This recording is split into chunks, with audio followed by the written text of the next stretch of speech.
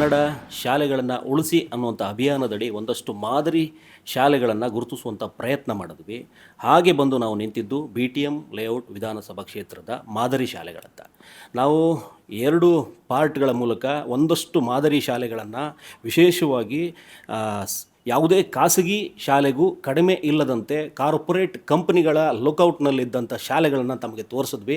ಅದರ ಹಿಂದಿನ ಶಕ್ತಿ ಮತ್ತು ರೂವಾರಿ ಕನಸುಗಾರ ಈ ಬಿ ಟಿ ಎಮ್ ಲೇಔಟ್ ವಿಧಾನಸಭಾ ಕ್ಷೇತ್ರದ ಜನಪ್ರಿಯ ಶಾಸಕರು, ಹಾಗೆ ಸಾರಿಗೆ ಮತ್ತು ಮುಜರಾಯಿ ಇಲಾಖೆಗಳ ಸಚಿವರು ಶ್ರೀ ರಾಮಲಿಂಗಾರೆಡ್ಡಿ ಸಾಹೇಬರು ನಮ್ಮ ಜೊತೆಗಿದ್ದಾರೆ. ಅವರನ್ನು ಈ ವಿಚಾರದಲ್ಲಿ ಮಾತಾಡಿಸ್ತಾ ಹೋಗೋಣ. ಸರ್ ನಮಸ್ತೆ. ನಮಸ್ಕಾರ. ಈ ಕನ್ನಡ ಶಾಲೆ ಉಳಿಸಿ ಅನ್ನುವಂಥ ಅಭಿಯಾನದಡಿ ಒಂದಷ್ಟು ಶಾಲೆಗಳನ್ನು ಗುರುತಿಸಿ ರಾಜ್ಯಕ್ಕೆ ಮಾದರಿ ಆಗಿಸಿ ಮತ್ತೊಂದಷ್ಟು ಶಾಲೆಗಳನ್ನು ಮೇಲ್ದರ್ಜೆಗೇರಿಸುವಂಥ ಪ್ರಯತ್ನವನ್ನು ನಾವು ಮಾಡಿದ್ವಿ. ತಮ್ಮ ಎಲ್ಲ ಶಾಲೆಗಳನ್ನು ನೋಡ್ತಾ ಬಂದ್ವಿ. ಒಂದಕ್ಕಿಂತ ಒಂದು ಭಿನ್ನವಾಗಿ ಕಾರ್ಪೊರೇಟ್ ಕಟ್ಟಡಗಳಂತೆ ಶಾಲೆಗಳನ್ನು ನಿರ್ಮಿಸಿ ಅದರಲ್ಲಿ ಸುಸಜ್ಜಿತವಾದ ವ್ಯವಸ್ಥೆಯಡಿ ಬಡ ಮಕ್ಕಳು ಕಲಿತಾ ಇರುವಂಥದ್ದನ್ನು ನೋಡಿದ್ರೆ ತುಂಬ ಹೆಮ್ಮೆ ಆಗುತ್ತೆ. ಮೊದಲಿಗೆ ನಮ್ಮ ವಾಹಿನಿಯ ಪರವಾಗಿ ತಮಗೆ ಅಭಿನಂದನೆ. ಧನ್ಯವಾದ. ಈಗ ಈ ಶಾಲೆಗಳನ್ನು ಮಾದರಿ ಆಗಿಸ್ಬೇಕು ಅನ್ನುವಂಥ ಚಿಂತನೆ ಮೊದಲಿಗೆ ಬಂದಿದ್ದು ಎಲ್ಲಿ ಸರ್ ತಮಗೆ? 2018 ಅಥವಾ 19 ಇರಬೇಕು. ಆಗ ಆಪ್ ದೆಹಲಿನಲ್ಲಿ ಅಧಿಕಾರದಲ್ಲಿತ್ತು. ಆಪ್ ಪಕ್ಷ. ಕೇಜ್ರಿವಾಲ್ ಅವರು ಒಂದು ಶಾಲೆ ಮಾಡಿದರು. ಅದನ್ನು ಒಂದು ವಿಡಿಯೋದಲ್ಲಿ ನಾನು ನೋಡಿದ್ದೆ. ಆ ವಿಡಿಯೋ ನೋಡಿ ಆಮೇಲೆ ನಾವು ಯಾಕೆ ಇದನ್ನು ಮಾಡಬಾರ್ದು ಅಂತ ಯೋಚನೆ ಮಾಡಿದೆ. ಆದರೆ ನಮ್ಮಲ್ಲೇನಾಗಿತ್ತು ಅಂದರೆ ಸರ್ಕಾರಿ ಶಾಲೆಗಳನ್ನು ದತ್ತು ಕೊಡುವಂಥದ್ದು ನಮ್ಮಲ್ಲಿ ಹಿಂದೆ ಪ್ರಾವಿಷನ್ ಇರಲಿಲ್ಲ. ಆಮೇಲೆ ಸುರೇಶ್ ಕುಮಾರ್ ಅವರು ಮಂತ್ರಿಗಳಾಗಿದ್ದಾಗ ಪ್ರೊಫೆಸರ್ ದೊರೆಸ್ವಾಮಿಯವರು ಆ ಇಲಾಖೆಗೆ ಅವರು ಅಡ್ವೈಸರ್ ಆಗಿದ್ದಾಗ ದತ್ತು ಕೊಡುವಂಥ ಒಂದು ಯೋಜನೆಯನ್ನು ಜಾರಿಗೆ ತಂದರು. ಆಗ ನನಗೆ ಒಂದು ಪತ್ರ ಬಂತು. ಸುರೇಶ್ ಕುಮಾರ್ ಅವರು ಮತ್ತು ದೊರೆಸ್ವಾಮಿಯವರು ಇಬ್ಬರು ಜಂಟಿಯಾಗಿ ಕಡ್ಡಾಯವಾಗಿ 3 ಜನ ಪ್ರತಿ elected representative MLA MP MLC ಯಾರಾದರೂ ಆಗಿರ್ಬೋದು 3 ಶಾಲೆಗಳನ್ನು ಅಭಿವೃದ್ಧಿ ಮಾಡಬೇಕು ಅಂತ ಒಂದು ಪತ್ರ ಬಂತು. ನಾನು ನಮ್ಮ BE ಅವ್ರಿಗೆ ಲೆಟ್ರ್ ಕೇಳಿದೆ, ನಮ್ಮಲ್ಲಿ ಎಷ್ಟು ಶಾಲೆ ಇದೆ ಅಂತ. 23 ಇದೆ ಅಂದರು. ಒಂದಕ್ಕೆ ಸ್ವಂತ ಜಾಗ ಇಲ್ಲ. ಅದು KSRP ಕ್ವಾರ್ಟರ್ಸಲ್ಲಿ ನಡೀತಾ ಇದೆ. ಇನ್ನು ಉಳಿದಿರ್ತಕ್ಕಂಥ 22 ನಮ್ಮದೇ ಸರ್ಕಾರಿ ಶಾಲೆ, ಸರ್ಕಾರಿ ಜಾಗದಲ್ಲೇ ಕಟ್ಟಿರ್ತಕ್ಕಂಥದ್ದು. ಬಹುತೇಕ ಅದು ನಾನು ಶಾಸಕನಾದ ಮೇಲೆ ಕಟ್ಟಿರ್ತಕ್ಕಂಥ ಬಿಲ್ಡಿಂಗ್ಗಳೇ. ಆಮೇಲೆ ಎಲ್ಲ ಶಾಲೆಗಳು ನಾನು ದತ್ತು ಕೊಡಿ ಅಂತ ಕೇಳಿದೆ. ಎಲ್ಲ ಶಾಲೆಗಳೇ ದತ್ತು ಕೊಟ್ಟರು. ಕರೋನಾ ಸಂದರ್ಭದಲ್ಲಿ 19-20ರಲ್ಲಿ ನಾವು ಪ್ರಾರಂಭ ಮಾಡಿದ್ವಿ. ಕರೋನಾ ಸಮಯದಲ್ಲೇ ಶಾಲೆ ನಡೀತಾ ಇದ್ದಾಗಲೇ ಕೇವಲ 1 ವರ್ಷದಲ್ಲಿ 22 ಶಾಲೆಗಳನ್ನು ಕೂಡ ನವೀಕರಣ ಮಾಡಿದ್ವಿ. ಅದರಲ್ಲಿ ನಮ್ಮ ಪ್ಯಾಟ್ರಿಕ್ ರಾಜು ಅವರು ಫಸ್ಟ್ ಅವರೇ ತಗೊಂಡಿದ್ದು. ನಮ್ಮ ವೆಂಕಟಾಪುರ ಶಾಲೆ ಮತ್ತು ಜಗಚಂದ್ರ ಶಾಲೆ, ನಮ್ಮ ರಾಮೋಜೇಗೌಡರು MLC ಆಗಿದ್ದಾರೆ, ಈಗ ಆಗ ಆಗಿರಲಿಲ್ಲ. ಮತ್ತು ಶ್ರೀನಿವಾಗ್ಲು ಶಾಲೆ, ನಮ್ಮ ಚಂದ್ರಾರೆಡ್ಡಿ ಅಂತ ಖಜಾಂಚಿ ರೆಡ್ಡಿ ಜನಸಂಘ, ಮತ್ತು ರವಿರೆಡ್ಡಿ ಅಂತ ಈಜಿಪುರ ಹೈಸ್ಕೂಲ್ ತೊಗೊಂಡ್ರು. ಮತ್ತು ನಂದನ ಹೋಟೆಲ್ ಮಾಲೀಕರು ನಮ್ಮ ರವಿಯವರು ಈಜಿಪುರ ಶಾಲೆ, ಪ್ರಾಥಮಿಕ ಶಾಲೆ ತೊಗೊಂಡ್ರು. ನಮ್ಮ ಹರೀಶ್ ಬಾಬು ರಾಜೇಂದ್ರ ನಗರ ಶಾಲೆ ತೊಗೊಂಡ್ರು. ಮತ್ತು ಬಾಷ್ ಕಂಪ್ನಿಯವರು 3 ಶಾಲೆಗಳನ್ನು ತೊಗೊಂಡ್ರು. ಆಡುಗೋಡಿನಲ್ಲಿ ಶಾಲೆ, ಕಾಲೇಜು ಮತ್ತು ಪ್ರಾಥಮಿಕ 3 ತೊಗೊಂಡ್ರು. ಮತ್ತು NS ಪಾಳ್ಯ ನಮ್ಮ ರಾಜಪ್ಪ ಅವರು, ಯಲ್ಲಪ್ಪ ಅವರು ಮಾಡಿಕೊಟ್ರು. ಅದೇ ರೀತಿ ಇನ್ನೂ SGR ನಮ್ಮ ಜಯರಾಮ್ ರೆಡ್ಡಿ ಅವರು SGR ಕಂಪ್ನಿ ಮಾಲೀಕರು ಇದರಲ್ಲಿ ತಾವರೆಕೆರೆಯಲ್ಲಿ 1 ಶಾಲೆ ಮಾಡಿಕೊಟ್ರು. 3 ಬಿಲ್ಡಿಂಗ್ ಇತ್ತು. 2 ನಮ್ಮ ರೆಡ್ಡಿ ಜನಸಂಘದಿಂದ ಮಾಡಿಕೊಟ್ರು, 1 ಅವ್ರ ಸ್ವಂತ ಮಾಡಿಕೊಟ್ರು. ಈ ರೀತಿ ಮತ್ತು ನನ್ನ ಗ್ರ್ಯಾಂಟು, ಶಾಸಕರ ನಿಧಿಯಿಂದ ಗ್ರ್ಯಾಂಟು ಮತ್ತು ಸರ್ಕಾರದ ವಿಶೇಷ ಅನುದಾನ ಒಂದು ಸ್ವಲ್ಪ ತಗೊಂಡು 22 ಶಾಲೆ ಕೂಡ ನಾವು ಮಾದರಿಯಾಗಿ ನಾವು ಅದನ್ನು ಮಾಡಿದ್ವಿ. ಕೇವಲ 1 ವರ್ಷದಲ್ಲಿ ಇಷ್ಟು ಸಾಧ್ಯ ಆಯಿತು. ಆಮೇಲೆ ಅಲ್ಲಿದ್ದಂಥ ಎಲ್ಲ ಹಿಂದಿನ ಕಾಲದ ಡೆಸ್ಕ್ಗಳೆಲ್ಲ ಗೊತ್ತಲ್ಲ, ಅದನ್ನೆಲ್ಲ ಕೂಡ ಬದಲಾಯಿಸಿ ಲೇಟೆಸ್ಟು ಈಗ ಡೆಲ್ಲಿ ಪಬ್ಲಿಕ್ ಸ್ಕೂಲು ನಲ್ಲಿ ಯಾವ ರೀತಿ ಇದೆಯೋ ಡೆಸ್ಕ್ಸು, ಅದೇ ರೀತಿ ಡೆಸ್ಕ್ಗಳು. ಮತ್ತು ಮಕ್ಕಳಿಗೆ ಕಾಲೇಜ್ ಮಕ್ಕಳಿಗೆ ಯೂನಿಫಾರಮ್ ಇರಲಿಲ್ಲ. ಅದು ಪ್ರತಿ ವರ್ಷ ನಾನೇ ಕೊಡಿಸ್ಬಿಡ್ತೀನಿ. 1000ಕ್ಕಿಂತಲೂ ಹೆಚ್ಚು ಜನ ಮಕ್ಕಳಾಗ್ತಾರೆ. ಎಲ್ಲ ಮಕ್ಕಳ ಫೀಸು ನಾನೇ ಕಟ್ಬಿಡ್ತೀನಿ. ಆಮೇಲೆ ಹೈಸ್ಕೂಲ್ ಮಕ್ಕಳ ಫೀಸು ನಾನೇ ಕಟ್ತೀನಿ. ಮತ್ತು ಸುಮಾರು 34 ಶಾಲೆಗೆ, ಸರ್ಕಾರಿಗಳು ಶಾಲೆಗಳು ಸೇರಿಸಿ 54 ಶಾಲೆಗೆ ಇದು ಬ್ಯಾಗ್ಸು ಮತ್ತು ನೋಟ್ ಪುಸ್ತಕ ಕೊಡ್ತೀನಿ. ಮತ್ತು ಇದಾದಮೇಲೆ ಅಂದರೆ ನಾನೇ ಕೊಡ್ತೀನಿ ಅಂದರೆ ನಮ್ಮ ಟೀಮ್, ನಾನು ಒಬ್ಬನೇ ಅಂದರೆ ತಪ್ಪಾಗುತ್ತೆ, ನಮ್ಮೆಲ್ಲ ಟೀಮ್ ಎಲ್ಲ ಸೇರಿ ನಾವು ಮಾಡ್ತೀವಿ. ಮತ್ತು ನಾವು ಪ್ರತಿ ಶಾಲೆಗೆ ಹೋದಾಗ್ಲೂ ಆ ಮಕ್ಕಳಲ್ಲಿ ಮತ್ತು ಶಿಕ್ಷಕರಲ್ಲಿ ಹಾಗೆ ಪೋಷಕರನ್ನು ಮಾತಾಡಿಸುವಂಥ ಪ್ರಯತ್ನ ಮಾಡಿದ್ವಿ. ಅವರು ನಾವು ಮಕ್ಕಳನ್ನು ಸರ್ಕಾರಿ ಶಾಲೆಯಲ್ಲಿ ಓದಿಸ್ತಾ ಇದ್ದೀವಿ ಅನ್ನೋದು ಪೋಷಕರಲ್ಲೂ ಇಲ್ಲ, ಹಾಗೆ ಮಕ್ಕಳಲ್ಲೂ ಕೂಡ ಯಾವುದೇ ಖಾಸಗಿ ಶಾಲೆಗೂ ಕಡಿಮೆ ಇಲ್ಲದಂತೆ ನಾವು ಓದ್ತಾ ಇದ್ದೀವಿ ಅನ್ನೋದು ಮಕ್ಕಳು ಮಾತಾಡಿದ್ದಾರೆ. ಸೊ ಈ ಸಾರ್ಥಕ ಭಾವನೆ ಕೇಳಿಸಿದಾಗ ತಮಗೇನು ಅನಿಸುತ್ತೆ? ತಮ್ಮ ಕಾರ್ಯ, ಮಾದರಿ ಕಾರ್ಯ ಸಾಕಾರ ಆಯಿತು ಅಂತ ಅನ್ಸಲ್ಲ? ಈಗ ಒಂದು ಶಾಲೆಯ ವಾತಾವರಣ ಚೆನ್ನಾಗಿರಬೇಕು. ಆ ವಾತಾವರಣ ಚೆನ್ನಾಗಿರೋ ರೀತಿ ನಾವು ಪ್ರಯತ್ನ ಮಾಡಿದ್ದೀವಿ. ಮೊದಲೆಲ್ಲ ತಗಡು ಬಾಗಿಲಿರ್ತಿತ್ತು, ಬದಲಾಯಿಸ್ವಿ. ತಗಡು ಕಿಟಕಿಗಳಿರ್ತಿತ್ತು, ಫ್ಲೋರಿಂಗು ಎಲ್ಲ ಬದಲಾಯಿಸ್ವಿ. ಮತ್ತು ಶಾಲೆಗೆ ಹೊಸ ಒಂದು ರೂಪವನ್ನು ಕೊಟ್ವಿ. ಆಮೇಲೆ ವಿಶೇಷವಾಗಿ ಟಾಯ್ಲೆಟ್ಸು ಕ್ಲೀನ್ ಮಾಡೋಕ್ಕೆ, ಶಾಲೆಯ ಕೊಠಡಿ ಕ್ಲೀನ್ ಮಾಡೋಕ್ಕೆ, ಆ ಶಾಲೆಯ ಆವರಣ ಕ್ಲೀನ್ ಮಾಡೋಕ್ಕೆ ಜನ ಇರ್ತಿರಲಿಲ್ಲ. ಸುಮಾರು ಒಂದು 35 ಜನಕ್ಕೆ ನಾವು ಹೌಸ್ ಕೀಪಿಂಗ್ನವ್ರಿಗೆ ಹಾಕಿದ್ದೀವಿ. ಪ್ರತಿದಿನ ನಮಗೆ ಮೊಬೈಲಲ್ಲೇ ಆ ಶಾಲೆಯಲ್ಲಿ ಏನೇನು ಮಾಡ್ತಾಯಿದ್ದಾರೆ ಹೌಸ್ ಕೀಪಿಂಗ್ನವರು ಅಂತೇಳಿ ಅದನ್ನು ಕೂಡ ಮಾನಿಟ್ರ್ ಮಾಡ್ತಾಯಿರ್ತೀವಿ. ಮತ್ತು ಕಂಪ್ಯೂಟರ್ಸು 1ನೇ ಕ್ಲಾಸ್ನೇ ಪ್ರಾರಂಭ ಮಾಡಿದ್ವಿ. ಅವ್ರ ಕಂಪ್ಯೂಟರ್ ಟೀಚರ್ಸ್ ಎಲ್ಲ ನಾನೇ ಕೊಟ್ಟಿದ್ದೀನಿ, ಅವರ ಸ್ಯಾಲ್ರೀಸ್ ಎಲ್ಲ ನಾನೇ ಕೊಡ್ತೀನಿ. ಮತ್ತು ಶಾರ್ಟೇಜ್ ಟೀಚರ್ಸ್ ಇರ್ತಾರಲ್ಲ, ಆ ಶಾರ್ಟೇಜ್ ಟೀಚರ್ಸು ನಾನೇ ಕೊಟ್ಟಿದ್ದೀನಿ. ಮತ್ತು ಉಳಿದಾಗೆ ಎಲ್ಲೆಲ್ಲಿ ನಮಗೆ ಜಾಗ ಸಿಗುತ್ತೋ ಅಲ್ಲೆಲ್ಲ ಗಿಡಗಳು ಹಾಕುವಂಥದ್ದು. ಮತ್ತು ಆಡಿಟೋರಿಯಮ್ಸು, ಇಂಡೋರ್ ಆಡಿಟೋರಿಯಮ್ಸ್ ಇದೆ, ಔಟ್ಡೋರ್ ಆಡಿಟೋರಿಯಮ್ಸು ಕೂಡ ಇದೆ. ಮತ್ತು ಊಟ ಮಾಡೋದಕ್ಕೆ ಮಕ್ಕಳಿಗೆ ಎಲ್ಲೆಲ್ಲಿ ಸ್ಥಳಾವಕಾಶ ಅದೆಲ್ಲ ಕೂಡ ಊಟ ಮಾಡೋದಕ್ಕೂ ವ್ಯವಸ್ಥೆಗೂ ಎಲ್ಲ ಕೂಡ ಮಾಡಿಕೊಟ್ಟಿದ್ದೀವಿ. ಮತ್ತು ಮಕ್ಕಳು ಕೂಡ ಏನಾಗುತ್ತೆ, ಸಹಜವಾಗಿ ವಾತಾವರಣ ಚೆನ್ನಾಗಿರೋದ್ರಿಂದ ನಮ್ಮಲ್ಲಿ ಇಂಪ್ರೂವ್ಮೆಂಟು ಆಯಿತು. ಅಂದರೆ ಮೊದಲು 4,000 ಜನ ಮಾತ್ರ ಇದ್ದರು ನಮ್ಮಲ್ಲಿ, ಈಗ 5,500ಕ್ಕಿಂತಲೂ ಹೆಚ್ಚು ಜನ ನಮ್ಮಲ್ಲಿ ವಿದ್ಯಾರ್ಥಿನಿಯರಿದ್ದಾರೆ. ಆಮೇಲೆ ಮಡಿವಾಳ ಕಾಲೇಜ್ ಇದೆ, ಮಡಿವಾಳ ಕಾಲೇಜು ಪ್ರಾಥಮಿಕ, ಅದು 3 ಕೂಡ ನನ್ನ ಗ್ರ್ಯಾಂಟ್ಸಲ್ಲೇ ಮಾಡಿಸ್ಕೊಟ್ಟೆ. ಮತ್ತು 1-2 ಕಡೆ ಕ್ಲಿನಿಕ್ಕು ಬೇರೆ ಇಟ್ಟಿದ್ದೀವಿ. ಆ ಕ್ಲಿನಿಕ್ಗೆ ಯಾವಾಗಲೂ ಕೂಡ ಶಾಲೆ ನಡೆಯುವಂಥ ಸಂದರ್ಭದಲ್ಲಿ, ಕಾಲೇಜ್ ನಡೆಯುವಂಥ ಸಂದರ್ಭದಲ್ಲಿ ನರ್ಸ್ ಇರ್ತಾರೆ. ವಾರಕ್ಕೆ 4 ಜನ ಡಾಕ್ಟರ್ಸ್ ಬರ್ತಾರೆ, ಹಿರಿಯ ಡಾಕ್ಟರ್ಸೇ ಬರ್ತಾರೆ. ಡಾಕ್ಟರ್ಸ್ ಬಂದು ಒಂದು 2-3 ಅವರ್ಸ್ ಇದ್ದು ಹೋಗ್ತಾರೆ. ಪ್ರತಿದಿನ ಒಂದು 10-15 ಪೇಷಂಟ್ಸ್ ಇದ್ದೇ ಇರ್ತಾರೆ. ಮತ್ತು ಇದೆಲ್ಲ ಕೂಡ ಮಾಡಿದ್ರಿಂದ ಏನಾಯಿತು, ನಮಗೆ ಮಕ್ಕಳ ಯಾರು ಶಾಲೆ ಬಿಟ್ಟು ಹೋಗ್ತಿದ್ರಲ್ಲ, ಸರ್ಕಾರಿ ಶಾಲೆಯನ್ನು ಬಿಟ್ಟು ಖಾಸಗೀಕರಣದ ಹತ್ರ ಹೋಗ್ತಾಯಿದ್ರಲ್ಲ, ಅದೆಲ್ಲ ನಿಂತೋಯ್ತು. ಇನ್ನು ಖಾಸಗಿ ಶಾಲೆಗಳಿಂದ ನಮ್ಮ ಶಾಲೆಗೆ ಬಂದು ಈಗ ಜನ ಬಂದು ಸೇರ್ತಾ ಇದ್ದಾರೆ. ಮತ್ತು ರಿಸಲ್ಟು ಅಷ್ಟೇ, ನಮ್ಮ ಮಡಿವಾಳ ಕಾಲೇಜಲ್ಲಿ SSLCನಲ್ಲಿ ನಾವು 2 ಸಲ 3 ಸಲ ಎಕ್ಸಾಮ್ ಆಗುತ್ತೆ. 35 ಮಾರ್ಕ್ಸ್ ಬಂದಿದ್ದರೂ ಸೇರಿಸ್ಕೊಳ್ತಾರೆ, 3 ಸಲ ಎಕ್ಸಾಮ್ ಬರೆದು ಪಾಸಾಗ್ತಾರಲ್ಲ ಅವ್ರನ್ನೂ ಸೇರಿಸ್ಕೊಂಡು 96% ರಿಸಲ್ಟ್ ಬಂದಿದೆ PUCನಲ್ಲಿ. ಮತ್ತು ಆಡುಗೋಡಿ ಕಾಲೇಜಲ್ಲಿ 85% ರಿಸಲ್ಟ್ ಬಂದಿದೆ. ಮತ್ತು ಇರೋದರಲ್ಲಿ ನಮ್ಮ ಟೀಚಿಂಗ್ ಸ್ಟಾಫು ಅವರು ಕೂಡ ಭಾಳ ಪ್ರಯತ್ನ ಮಾಡಿ ಈ ರಿಸಲ್ಟ್ ಬರೋದಕ್ಕೂ ಅವರು ಕೂಡ ಕಾರಣಕರ್ತರಿದ್ದಾರೆ. ಮತ್ತು ಎಲ್ಲದಕ್ಕಿಂತಲೂ ಇಂಪಾರ್ಟೆಂಟ್ ಏನಂದರೆ, ನಮ್ಮ ಈಗ ಉದಾಹರಣೆಗೆ ನಮ್ಮ ಈಜುಪುರದಲ್ಲಿರ್ತಕ್ಕಂಥ 2 ಶಾಲೆ ಇದೆ. ಪ್ರತಿದಿನ ನಮ್ಮ ಶಂಕರರು ಶ್ರೀರಾಮ್ ಹೋಗ್ತಾರೆ, ಅಲ್ಲಿ ಏನಾಗಬೇಕು ಅಂತ ನೋಡ್ಕೊಂಬರ್ತಾರೆ. ನಮ್ಮ ಮಹಾದೇವ್ ಶ್ರೀನಿವಾಗಲೂ ಶಾಲೆಗೆ ಹೋಗ್ತಾರೆ. ಅದೇ ರೀತಿ ನಮ್ಮ ಮುರುಗೇಶು ನಮ್ಮ ರಾಜೇಂದ್ರದಲ್ಲಿದ್ದ ಶಾಲೆಗಳನ್ನೆಲ್ಲ ಹೋಗಿ ನೋಡ್ಕೊಂಬರ್ತಾರೆ. ಮತ್ತು ಆನಂದ್ ಆಡುಗೋಡಿಯ 3 ಶಾಲೆಗಳು ಡೈರಿ ಶಾಲೆಗೆ ಹೋಗಿ ನೋಡ್ಕೊಂಬರ್ತಾರೆ.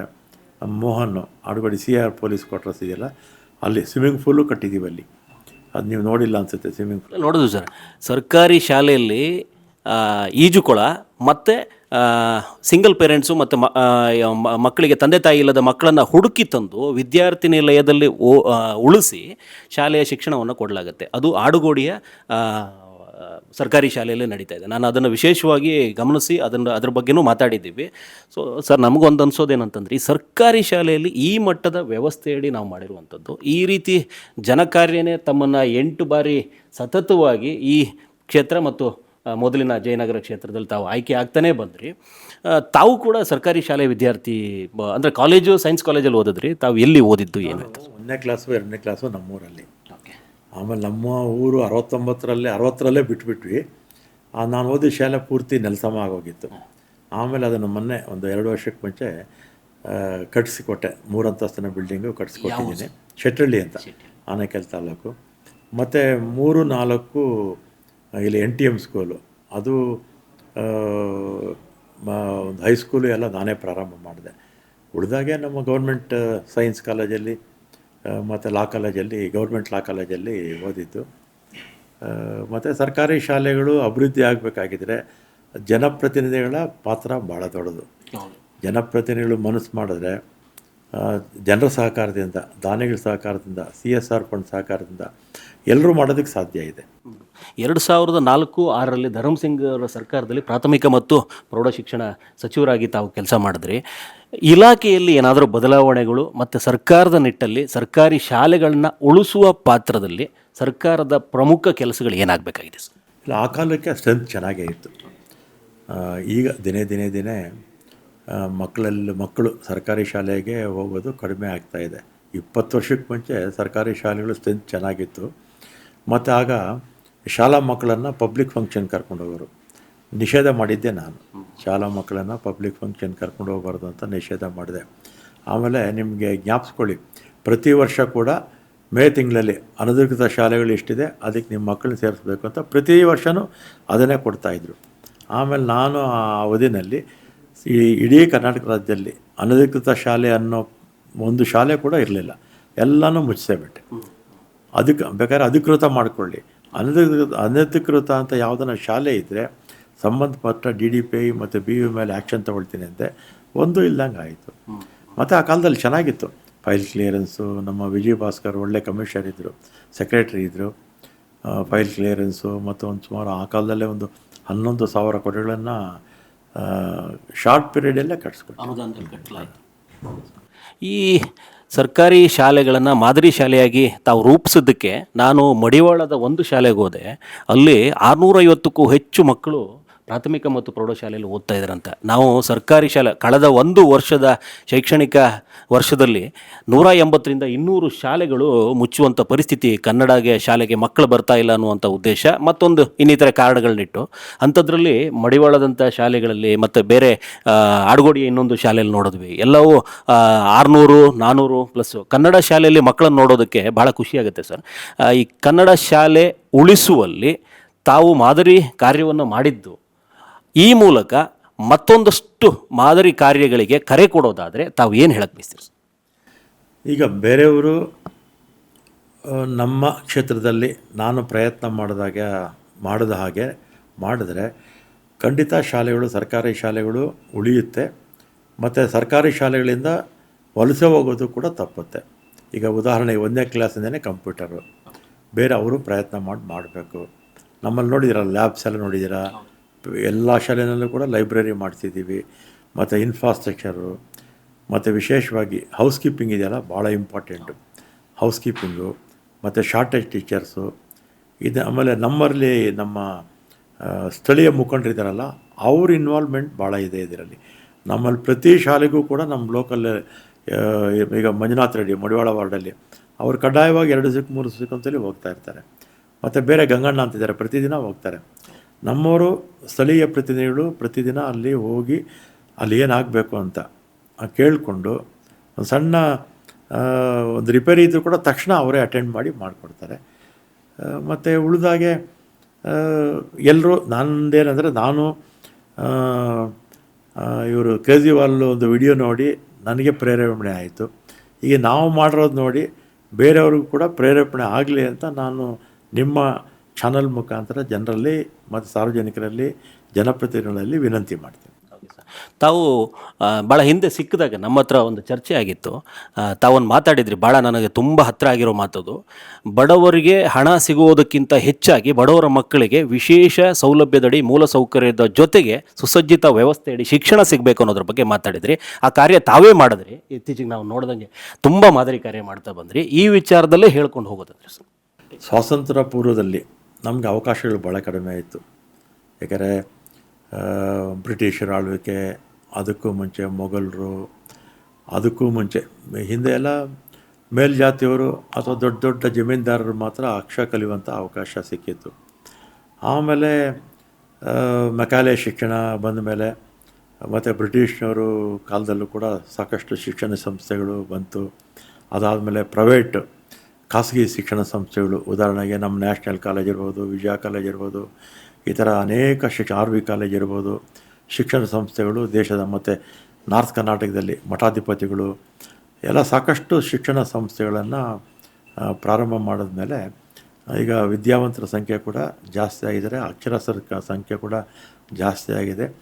ಒಂದ್ಸಲಿ ವಿದ್ಯೆ ಅನ್ನೋದು ಕಲಿತ್ರೆ ಅದು ಸಾಯೋವರೆಗೂ ಕೂಡ ಅದು ಎಲ್ಲೂ ಹೋಗೋದಿಲ್ಲ. ಅದರಿಂದ ಯಾವುದನ್ನು ಅವರ ಬದುಕುವಂಥ ಒಂದು ಮಾರ್ಗಕ್ಕೆ ವಿದ್ಯೆ ಅನ್ನೋದು ಸಹಾಯಕ್ಕೆ ಬರುತ್ತೆ ಅಂತ ನಾನು ಈ ಸಂದರ್ಭದಲ್ಲಿ ಹೇಳಿ, ಎಲ್ಲರೂ ಕೂಡ ವಿದ್ಯಾವಂತರಾಗಿ ಬುದ್ಧಿವಂತರಾಗಿ ಮತ್ತು ನಿಮ್ಮ ಕಾಲ ಮೇಲೆ ನೀವು ನಿಲ್ಲುವಂಥ ಶಕ್ತಿ ಈ ವಿದ್ಯೆ ಕೊಡುತ್ತೆ ಅಂತೇಳಿ, ಮುಂದಕ್ಕೆ ನಿಮ್ಗೆ ಅನುಕೂಲ ಆದಾಗ ಬೇರೆ ಅಶಕ್ತರು ಯಾರಿದ್ದಾರೆ ಅಥವಾ ದುರ್ಬಲ ವರ್ಗದವರು ಯಾರಿದ್ದಾರೆ ಅವ್ರಿಗೆ ಸಹಾಯ ಮಾಡುವಂಥ ಕೆಲಸವನ್ನು ಮಾಡಿ ಅಂತ ನಾನು ವಿನಂತಿ ಮಾಡ್ತೇನೆ. ಧನ್ಯವಾದಗಳು ಸರ್. ತಮ್ಮ ಜೊತೆಗೆ ಮಾತಾಡಿದ್ದು ಭಾಳ ಖುಷಿ ಆಯಿತು. ಇದಾಗಿತ್ತು ಶ್ರೀಯುತ ರಾಮಲಿಂಗಾರೆಡ್ಡಿಯವರ ಮಾತು. ಅಂದರೆ ಕನ್ನಡ ಶಾಲೆಯನ್ನು ಉಳಿಸುವ ಇಚ್ಛಾಶಕ್ತಿಯೊಂದಿಗೆ ಸರ್ಕಾರದ ತಮ್ಮ ಕ್ಷೇತ್ರದ 22 ಶಾಲೆಗಳನ್ನು ದತ್ತು ಪಡೆದು ಖಾಸಗಿ ಶಾಲೆಗೆ ಕಡಿಮೆ ಇಲ್ಲದಂತೆ ಕಟ್ಟಡವನ್ನು ನಿರ್ಮಿಸಿ ಸುಸಜ್ಜಿತ ವ್ಯವಸ್ಥೆಯಡಿ ಬಡ ಮಕ್ಕಳಿಗೆ ಕಂಪ್ಯೂಟರ್ ಆದಿಯಾಗಿ ಹೌಸ್ ಕೀಪಿಂಗು ಮತ್ತು ಇನ್ನಿತರ ಎಲ್ಲ ವ್ಯವಸ್ಥೆಯಡಿ ಮಕ್ಕಳನ್ನು ಕಂಪ್ಯೂಟರ್ ಶಿಕ್ಷಣ ಮತ್ತು ಉನ್ನತ ದರ್ಜೆಯ ಶಿಕ್ಷಕರನ್ನು ತಮ್ಮ ಸಹಾಯಧನದಡಿ ಕೊಂಡೊಯ್ದು ಮತ್ತು ಪ್ರಥಮ ಚಿಕಿತ್ಸಾ ಕೇಂದ್ರಗಳಂಥ ವಿಶೇಷ ವ್ಯವಸ್ಥೆಯನ್ನು ಮಕ್ಕಳಿಗೆ ಮಾಡಿಕೊಡೋದ್ರ ಮೂಲಕ ಮಾದರಿ ಶಾಲೆಯಾಗಿ ಆ ಒಂದು ಶಾಲೆಗಳನ್ನು ಗುರುತಿಸಿ ಮಾದರಿ ಶಾಲೆಯನ್ನಾಗಿ ರೂಪಿಸಿ ಸರ್ಕಾರಿ ಶಾಲೆಯಡಿ ಮಕ್ಕಳನ್ನು ಬಡ ಮಕ್ಕಳ ಶಿಕ್ಷಣದ ವ್ಯವಸ್ಥೆಯನ್ನು ಮಾಡಿಕೊಡ್ತಾ ಇದ್ದಾರೆ. ಇಂಥವರು ರಾಜ್ಯದ ಅಗಲಕ್ಕೂ ಉದ್ದಗಲಕ್ಕೂ ಹೆಚ್ಚಾಗಬೇಕು. ಇಂಥರ ಮಾದರಿ ನಾಯಕರು ಯಾಕೆ ಮಾದರಿ ಆಗ್ತಾರೆ ಅಂದರೆ ಈ ಕ್ಷೇತ್ರದ ಜನನು ಕೂಡ ಅವರನ್ನು ಮಾದರಿ ನಾಯಕನಾಗಿ ಗುರುತಿಸಿ ಸತತ 8ನೇ ಬಾರಿಗೆ ಆಯ್ಕೆ ಮಾಡಿ ಕೊಂಡೊಯ್ತಾ ಇದ್ದಾರೆ. ಅದನ್ನು ತಾವು ಸಾರ್ಥಕ ಮನೋಭಾವನೆಯಡಿ ತಗೊಂಡು ತಮ್ಮ ಎಲ್ಲ ಕಾರ್ಯಗಳಲ್ಲೂ ಜನರ ಅಭಿವೃದ್ಧಿಯನ್ನೇ ಇಚ್ಛೆಯಂತಾಗಿ ತಗೊಂಡು ಹೋಗ್ತಾ ಮಾದರಿ ಕಾರ್ಯಗಳನ್ನೇ ಮಾಡ್ತಾ ಸಾಗಿದ್ದಾರೆ ಅನ್ನೋದಕ್ಕೆ ಈ ಮಾದರಿ ಶಾಲೆಗಳೇ ನಮಗೆ ಸಾಕ್ಷೀಭೂತ ಆಗ್ತಾ ಹೋಗುತ್ತೆ. ಇಂಥವರ ಕಾರ್ಯ ಹೆಚ್ಚಾಗಲಿ, ಕನ್ನಡದಲ್ಲಿ ಕರ್ನಾಟಕದಲ್ಲಿ ಕನ್ನಡ ಶಾಲೆಗಳು ಉಳಿಲಿ ಅನ್ನುವಂಥ ಅಭಿಯಾನದಡಿ ಈ ಒಂದು ವಿಶೇಷ ಕಾರ್ಯ ಮಾಡಿದ್ದಕ್ಕೆ ನಮಗೂ ಕೂಡ ವಿಶೇಷ ಹೆಮ್ಮೆ ಆಗುತ್ತೆ. ಈ ಕ್ಷೇತ್ರದ ಜನತೆಯ ಪರವಾಗಿ ಹಾಗೂ ನಮ್ಮ ವಾಹಿನಿಯ ಪರವಾಗಿ ಅವರಿಗೆ ಅಭಿನಂದನೆಯನ್ನು ಸಲ್ಲಿಸ್ತಾ ಇದ್ದೀವಿ. ಇದು ನಮ್ಮ ಕಾರ್ಯಕ್ರಮ. ನಮಸ್ಕಾರ.